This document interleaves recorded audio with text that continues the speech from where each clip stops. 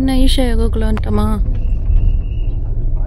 இப்போ ஈஷா யோகாவை ரீச் பண்ணிட்டோம்.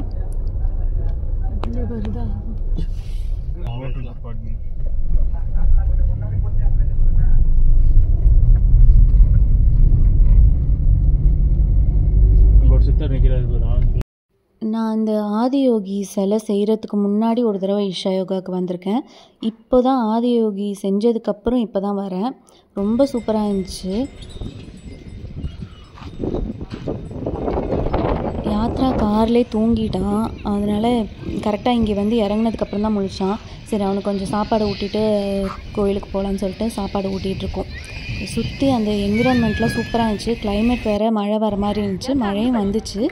இப்போ அந்த என்விரான்மெண்ட்டை ரசிச்சுட்டு ஒரே பேர்ட் சவுண்டு எல்லாமே இருந்துச்சு. அதை கேட்டுட்டு குழந்தைக்கு சாப்பாடு ஊட்டிகிட்டு இருந்தோம்.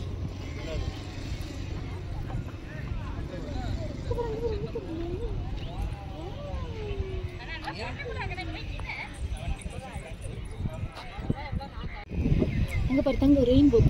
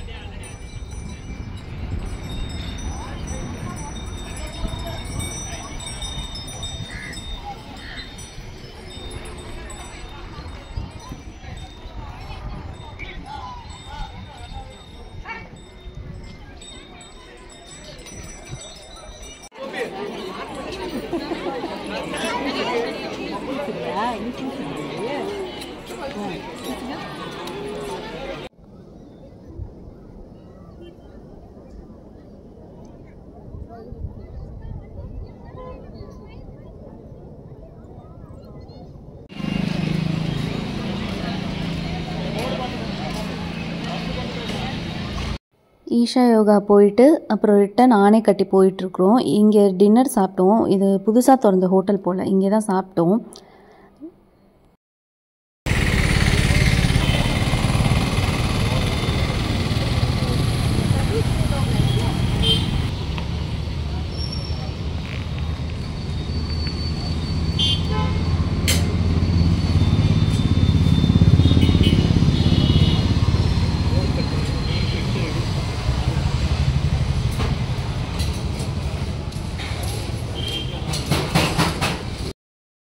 இந்த ஹோட்டலில் டின்னர் முடிச்சுட்டு அடுத்து நாங்கள் புக் பண்ணி வச்சுருந்த ரிசார்ட்டுக்கு போனோம்.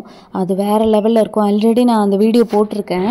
பட் கிளியராக நான் இன்னொரு வீடியோவில் நெக்ஸ்ட் வர வீடியோலையும் சொல்கிறேன், அதை பாருங்கள். செம்ம சான்ஸே இல்லை, சூப்பராக இருந்துச்சு இந்த ரிசார்ட்டு.